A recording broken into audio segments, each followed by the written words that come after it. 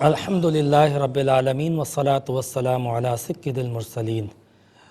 بسم اللہ الرحمن الرحیم۔ خواتین و حضرات، پروگرام تفہیل مسائل کے ساتھ آپ کا میزبان مفتی محمد عامر حاضر خدمت ہے۔ جیسا کہ آپ جانتے ہیں کہ پچھلے ہفتے اس پروگرام کے اندر ہم گفتگو کر رہے تھے گفتگو کے آداب پر۔ میں نے ابتداً آپ کو یہ بتایا تھا کہ ہمارے دین نے ہمیں ہر چیز کا سلیقہ سکھایا ہے، اور گفتگو کے آداب کے حوالے سے میں نے 3 آداب قرآن کی روشنی سے ذکر کیے تھے، اور پروفیشنل ایتھکس کے حوالے سے بھی میں نے اس میں جو کچھ بھی معلومات تھی وہ آپ کو فراہم کی تھی۔ قرآن پاک میں ایک تو ہمیں کہا گیا تھا کہ وَقُولُوا لِلنَّاسِ حُسْنًا، لوگوں کے ساتھ اچھے انداز سے بات کرو۔ دوسرا یہ بھی کہا گیا تھا کہ وَقُولُوا لَهُمْ قَوْلًا مَعْرُوفًا، کہ لوگوں سے عام اور عرف کی بات کرو، کوئی اجنبی بات نہ کرو۔ تیسری بات قرآن پاک میں ہمیں یہ کی گئی تھی کہ وَقُولُوا قَوْلًا سَدِيدًا، کہ لوگوں سے قول سدید یعنی صاف ستھری کیٹاگوریکل بالکل سچی بات کرو، یہ لگی لپٹی گھما کے باتیں نہ کرو۔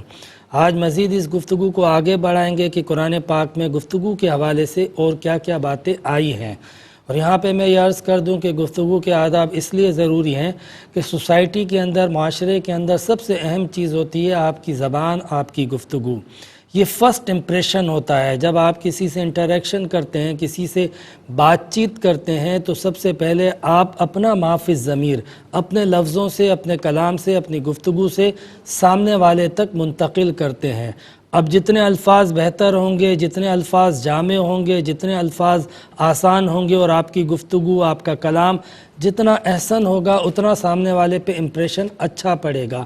چونکہ عام طور پہ ہم جب بات کرتے ہیں کسی مسئلے کے اوپر تو بہت جذباتی ہو کر بات کرتے ہیں، اور اپنے الفاظوں کے اندر اتنی سختی اور تلخی پیدا کر لیتے ہیں، اور پھر اس کے بعد توقع کرتے ہیں کہ سامنے والا جو ہے وہ ہمیں اچھا رسپونس کرے، جبکہ وہ اچھا رسپونس نہیں کرتا، وہ چاہتے ہوئے بھی نہیں کر سکتا۔ اس کے اگر ارادے بھی اچھے ہوں، وہ آپ کی گفتگو، آپ کی سختی، آپ کی تلخی، آپ کی چرب زبانی دیکھ کر لازماً وہ جو ہے وہ ایک اس کے اوپر بیڈ امپریشن پڑتا ہے، جس کا نتیجہ یہ نکلتا ہے کہ کوئی بات بننے والی ہوتی ہے وہ نہیں بنتی، بگڑ جاتی ہے، جس کا نتیجہ یہ نکلتا ہے کہ آپ جو توقع کر رہے ہوتے ہیں، نتائج آپ کی توقع کے برخلاف آتے ہیں۔ یعنی آپ اگر اچھی طرح بات نہیں کریں گے تو کیسے ہو سکتا ہے کہ سامنے والا جو ہے وہ آپ کو اچھی بات اور اچھے انداز سے آپ کو جواب دے۔ لہٰذا جب ہم رسپیکٹ کریں گے تو ہمیں رسپیکٹ ملے گی، ہم لوگوں کی عزت کریں گے، عزت دینے سے ملتی ہے، اور وہ کیا ہے کہ آپ لوگوں سے اچھی طرح ٹریٹ کریں۔ دیکھیں، پروفیشنل ایتھکس کا جو دوسرا اصول ہے اس میں بھی ہمیں یہ بتایا جاتا ہے کہ treat the person with respect, لوگوں کے ساتھ جو آپ کا انٹریکشن ہو، آپ ان کے ساتھ جو ٹریٹ کریں وہ بڑی عزت کے ساتھ، بڑے اچھے رویے کے ساتھ، یعنی لوگوں کو آپ عزت دیں۔ عزت دینے سے عزت بڑھتی ہے، عزت ملتی ہے، آپ کا امپریشن ایک اچھا پڑتا ہے۔ یہ ساری باتیں قرآن پاک کے اندر گفتگو کے آداب میں موجود ہیں۔ آج ایک آیت سورہ نساء سے میں پڑھتا ہوں جس میں اللہ رب العزت نے فرمایا وَقُلْ لَهُمْ فِي أَنفُسِهِمْ قَوْلًا بَلِيغًا، کہ آپ لوگوں سے ان کے معاملے میں قول بلیغ بات کریں۔ یعنی گفتگو کے آداب میں ایک ادب یہ بھی ہے کہ آپ قول بلیغ پیش کریں۔ قول بلیغ کہا جاتا ہے کسی بات کو اس انداز سے پیش کرنا اور اتنی احتیاط سے پیش کرنا کہ وہ اس کے اندر کوئی ملاوٹ، کوئی تبدیلی نہ کر سکے۔ یہ کہا جاتا ہے کہ بلیغ ہونا کسی کلام کا مطلب جامع ہونا، کہ اس کے اندر جو کہنا چاہ رہے ہو وہ مکمل آ جائے، اور معنی ہونا کہ جو نہیں کہنا چاہ رہے ہیں اس میں وہ بات کا کوئی شائبہ بھی نہ ہو، کسی قسم کا ڈاؤٹ نہ ہو، کلیئرٹی ہو، اس کو کہتے ہیں قول بلیغ۔ یہ آیت سورہ نساء کی اس وقت اتری تھی جب نبی کریم صلی اللہ علیہ وسلم کی انٹریکشن منافقین کے ساتھ تھی، اور چونکہ منافقین کا یہ رویہ ہوا کرتا تھا کہ وہ بات کو بگاڑ دیتے تھے، بات کو بدل دیتے تھے، بات کا بتنگڑ بنا دیتے تھے۔ قرآن پاک میں کئی مرتبہ ان کے حوالے سے یہ باتیں ملتی ہیں کہ وہ لفظوں کو تبدیل کر دیا کرتے تھے۔ بعض اوقات اگر بات میں تبدیلی کی گنجائش نہ ملتی، جیسے کہ قرآن میں مثال رائنا کی موجود ہے کہ صحابہ اکرام کہتے تھے رائنا، یا رسول اللہ ہم پر رعایت فرمائیں، نظر کرم فرمائیں، اور اسی ورڈ کو یہ تبدیل کر دیتے تھے اور رائنا کہتے تھے، جس کا ایک غلط معنی نکلتا تھا۔ تو منافقین کا یہ طریقہ تھا۔ تو اللہ تبارک و تعالیٰ نے اس موقع پہ نبی اکرم صلی اللہ علیہ وسلم کو یہ فرمایا کہ آپ جو ہے وہ قول بلیغ پیش کریں، یعنی ہمیں جہاں پر ڈاؤٹ ہو کہ سامنے والا ہماری بات سے غلط مطلب لے لے گا، ہماری بات کو مس کوٹ کر سکتا ہے، مس انٹرپریٹ کر سکتا ہے، تو آپ کو ایسی نپی تلی جچی تلی بات کرنی چاہیے کہ جس میں بات کے اندر رد و بدل کی کوئی گنجائش نہ ہو، اس میں کوئی نیگیٹو اور وہ بات جو آپ نہیں کہنا چاہتے اس کا کوئی شائبہ نہ پایا جاتا ہو۔ گفتگو کے آداب میں سے قرآن پاک میں ایک یہ ادب بھی ہمیں بتایا گیا ہے۔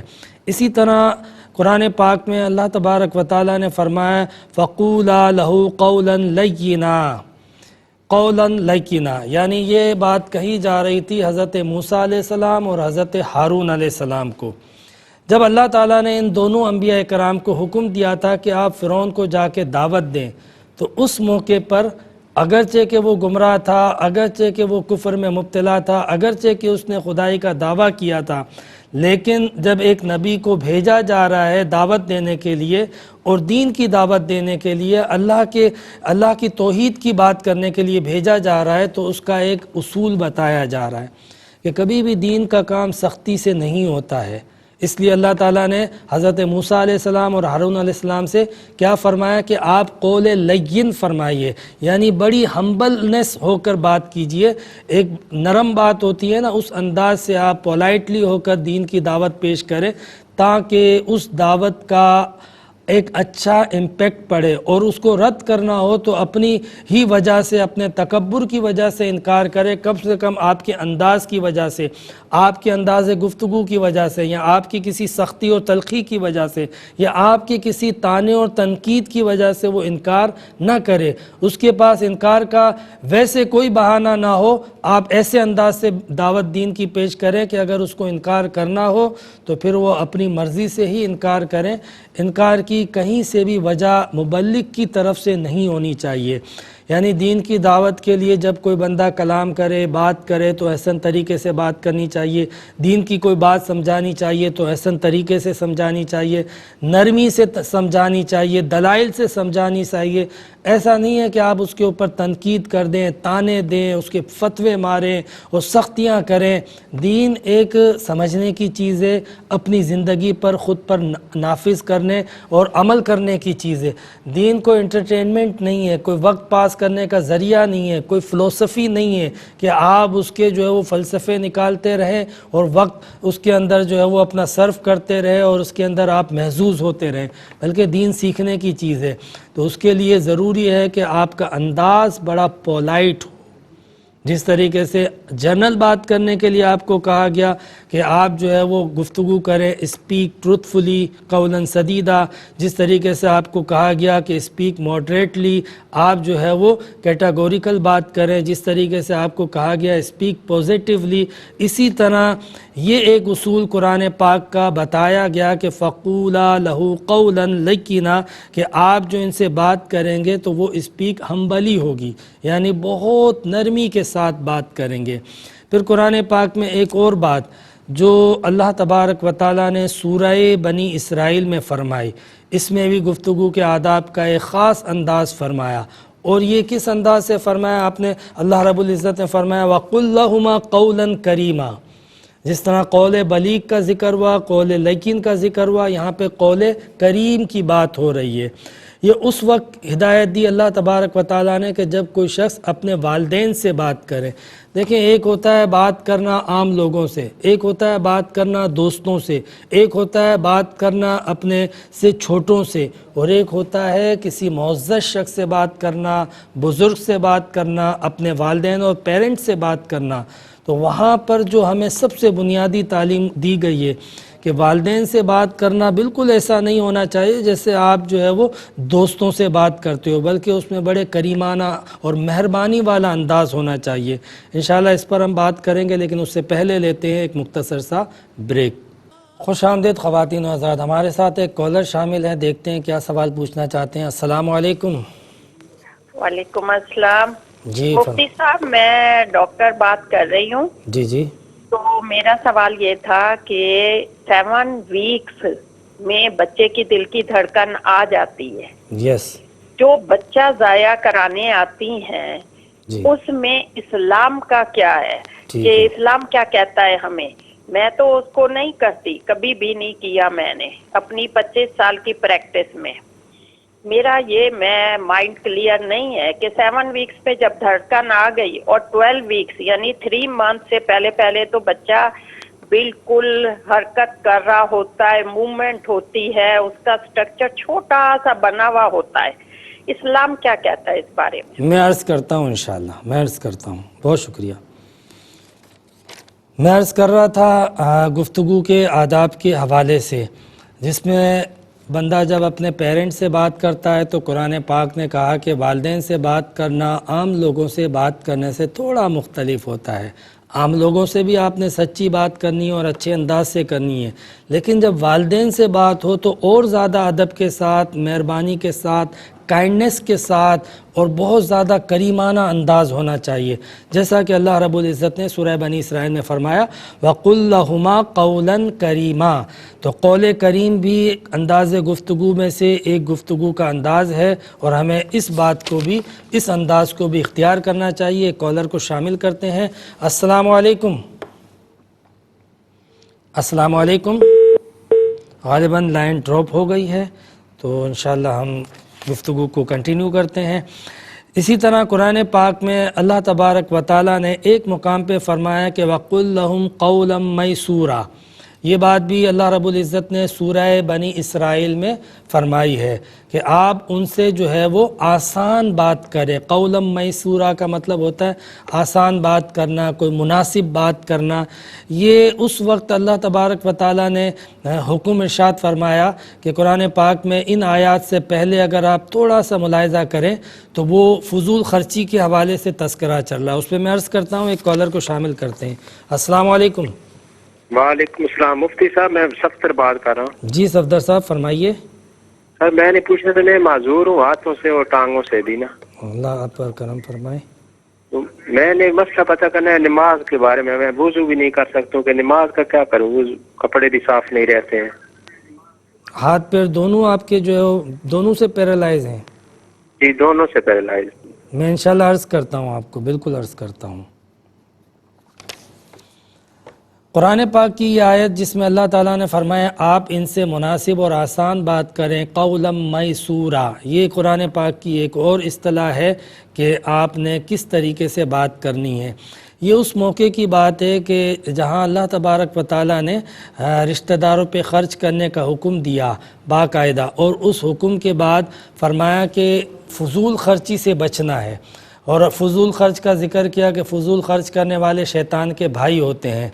लिहाजा अगर तुम्हारे पास ऐसे लोग जो ज़रूरतमंद हैं वो आएँ और तुमसे मदद मांगे और उनकी मदद तुम्हारे और रब के ताल्लुक़ में खलल डाल दे, और इससे मुराद यही है कि ऐसे उमूर के अंदर मदद मांगे कि जो मुनासिब नहीं है, यानी फ़ुज़ूल ख़र्ची के लिए भी लोग मदद मांगने आ जाते हैं, तो ये एक नामुनासिब बात ज़रूर है। लेकिन चूँकि वो साइल हैं और चूँकि वो रिश्तेदार हैं, उनसे चूँकि आपका एक रिलेशन है, तो बजाय इसके कि ऐसे मौके पर आप पर जो नागवारी गुज़रती है आप उनको झड़क दो, आप उनको डांट दो, तो उस मौके पे अल्लाह तबारक व तआला ने फरमाया कि आप कौल मैसूर फरमाएं, यानी एक कोई आसान और मुनासिब बात करके गोया कि उनको टाल दिया जाए। तो ये भी देखें एक अंदाज़ है गुफ्तगू का कि बहुत सारी जगह पे हम एग्रेसिव हो जाते हैं, लेकिन कुरान हमें क्या अंदाज़ सिखाता है। एक कॉलर को शामिल करते हैं। अस्सलाम वालेकुम। जी अस्सलाम वालेकुम। वालेकुम अस्सलाम। जी सरगोदा से बात कर रहा हूँ। फरमाएं। जी सवाल मेरा ये कि मेरा भाई जो है ना वो तकरीबन 5 दिन के लिए शहर से दूर बाहर होता है, 150 किलोमीटर तकरीबन फासला, मुसाफिर बन जाता है। जी। तो जॉब के सिलसिले में 5 दिन उधर रहता है और 2 दिन वापस आके घर में रहता है छुट्टी पे। तो उधर उसकी नमाज जो है वो कसर होगी या मुकम्मल होगी? ठीक है, कसर होगी, मैं अर्ज़ करता हूँ इंशाअल्लाह। तो ये आप देखें कि कुरान पाक ने हमें गुफ्तगू के कितने अंदाज सिखाए हैं कि कहाँ आपने मुनासिब और नरम बात कर देनी है, कहाँ आपने जो है वो झड़कना नहीं है। नबी करीम सल्लल्लाहु अलैहि वसल्लम के पास कितने साइल आते थे। हुज़ूर नबी करीम अलैहिस्सलाम अव्वलन किसी को खाली हाथ लौटाते ही नहीं थे, और हुज़ूर अलैहिस्सलाम को अल्लाह तबारक व तआला ने बाकायदा फरमाया कि आप साहिल को मत झड़किए। फरमाया हुज़ूर को, लेकिन तालीम हमें दी गई। انشاءاللہ اس بات کو کنٹینیو کریں گے. ایک کالر ہمارے ساتھ ہیں. السلام علیکم. جی وعلیکم السلام. جی فرمائیے. جی تنویر عرض کر رہا ہوں جی. میں یہ پوچھنا چاہتا ہوں کہ جو لوگ بچوں کا عقیقہ کرتے ہیں جی وہ کچھ لوگ بعض اوقات جی فرمائیں. عقیقہ وہ جو لفافے وغیرہ گفٹ لیتے ہیں وہ جائز ہے کہ ناجائز ہے؟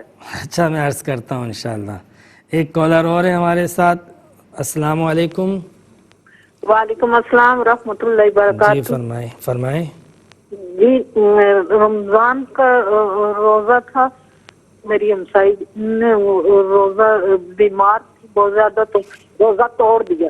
تو پھر کفارہ بھی دینا ہوگا یا ایک ہی روزہ رکھنا ہوگا؟ ٹھیک ہے میں عرض کرتا ہوں انشاءاللہ. میں عرض کرتا ہوں. تو میں عرض کر رہا تھا گفتگو کے آداب کے حوالے سے کہ نبی اکرم صلی اللہ علیہ وسلم کو اللہ تبارک و تعالیٰ نے فرمایا کہ وَأَمَّا السَّائِلَ فَلَا تَنْهَرْ کہ آپ سائلوں کو مت جھڑکیں. یعنی اگر کسی سائل کو اگر آپ بار بار بھی آ جائے آپ ان کو مت جھڑکو. تو آپ دیکھیں کہ رشتہ داروں کے حوالے سے بعض اوقات ہم جو ہے وہ بہت سخت مزاج اختیار کر لیتے ہیں. بعض اوقات مانگنے والوں کو ہم ڈانٹ دیتے ہیں. ٹھیک ہے اگر نہیں دینا تو نہ دیں. آپ کو لگتا ہے کہ یہاں پہ دینا مناسب نہیں ہے تو آپ اس کو ٹال دیں, کوئی مناسب بات کر دیں. لیکن جھڑکنے کا منع کیا ہے. یہ خاص وہ مقام ہے بنی اسرائیل کے اندر وَقُلْ لَهُمْ قَوْلًا مَيْسُورًا کہ جس میں اللہ تبارک و تعالیٰ نے ایسے لوگوں کے بارے میں فرمایا, ایسے ریلیٹیو کے بارے میں فرمایا جو اگر غیر ضروری طور پہ بھی آپ سے مال طلب کرتے ہیں اور آپ کو لگتا ہے کہ نہیں دینا چاہیے, ان کو دینے میں آپ کو حرج محسوس ہوتا ہے تو آپ کو مناسب بات کر کے ان کو ٹال دیں. ہمارے ساتھ کالر ہیں انشاءاللہ, دیکھتے ہیں کیا سوال پوچھنا چاہتے ہیں. السلام علیکم. وعلیکم السلام. کیا حال چال؟ ٹھیک ہے. اللہ کا شکر ہے. محمود بول رہا ماناولا سے. جی فرمائیے محمود صاحب. اچھا سوال میرا یہ ہے کہ مسجد کے اندر جب ہم نیت رکھتے ہیں تو جنازہ ہو جائے گا ہمارا؟ مسجد کے اندر جب جنازہ نیت رکھ کر میت رکھتے ہیں, ٹھیک ہے میں عرض کرتا ہوں. ٹھیک ہے میں عرض کرتا ہوں. ایک اور کالر ہے ہمارے ساتھ. السلام علیکم.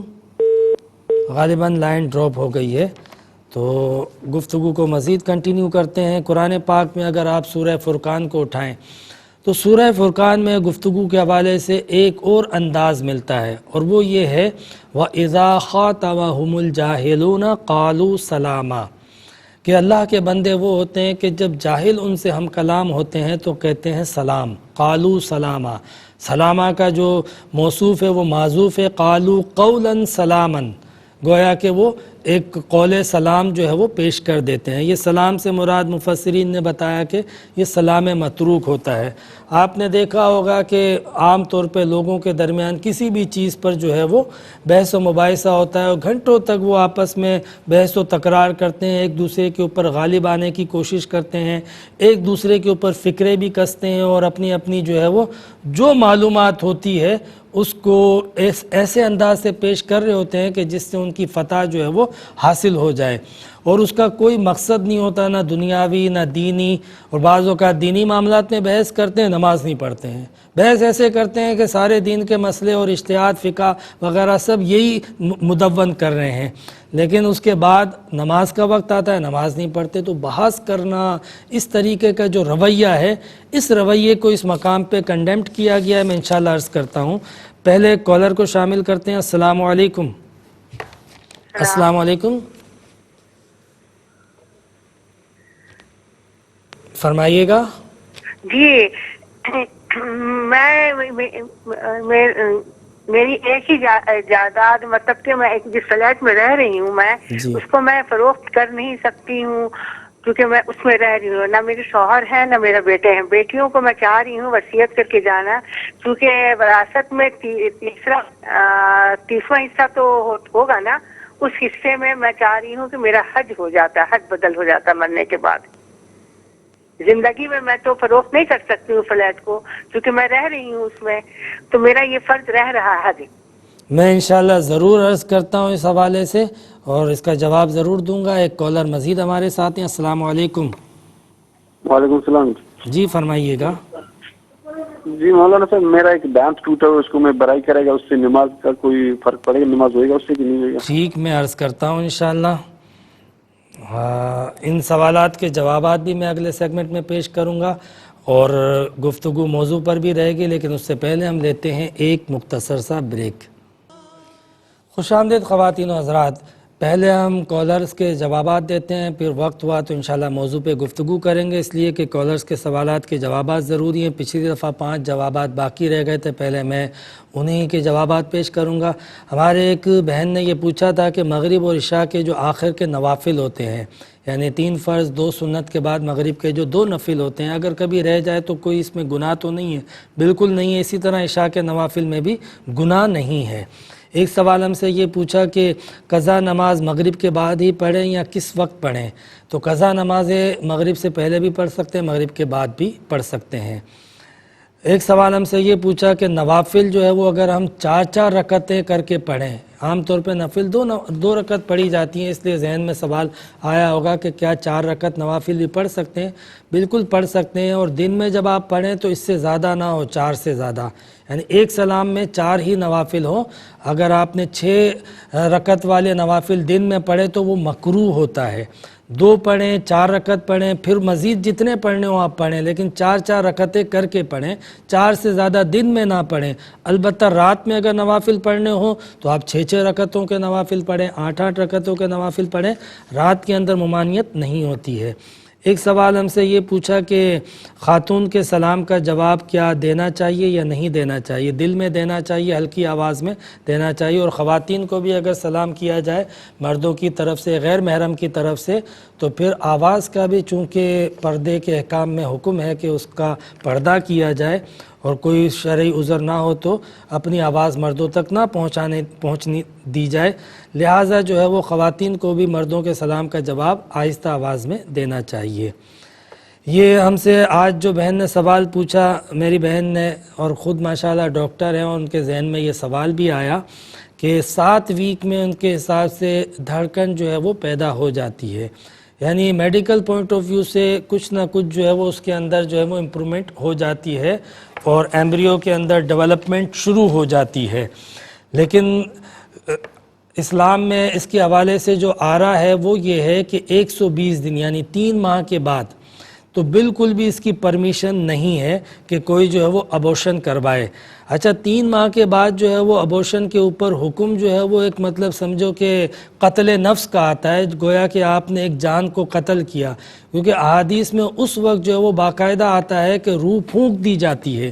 لہٰذا 3 ماہ کے بعد حکم سخت ہے، لیکن اس کا یہ مطلب لینا کہ 3 ماہ سے پہلے جو چاہے کرے تو اس پر بھی اسلام کے اندر باقاعدہ تنقید موجود ہے، نفی موجود ہے، اور سختی سے ممانعت اس حوالے سے بھی کی گئی ہے.